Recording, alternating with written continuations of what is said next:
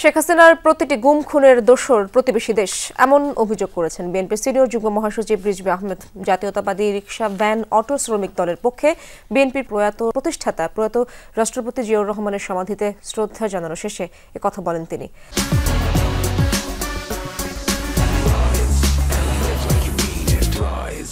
পার্শ্ববর্তী দেশই শুধু অপপ্রচার করছে না, ঘোলা পানিতে মাছ শিকার করে রাজনৈতিক ফায়দা লুটতে চায় বলেও মন্তব্য করেন রিজভী আহমেদ। তিনি আরো বলেন, ৭১ থেকে ৫ আগস্ট পর্যন্ত গণতন্ত্রের প্রশ্নে বিএনপি কখনো মাথা নত করেনি।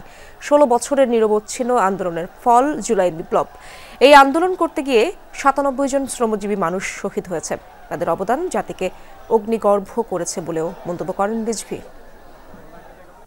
শেখ হাসিনার ব্যাংক আত্মসাতের পর ৫ই আগস্টের পর ইসলামী ব্যাংক কিভাবে গ্রাস করে নিল একটি রাজনৈতিক দলের অনুসারীরা।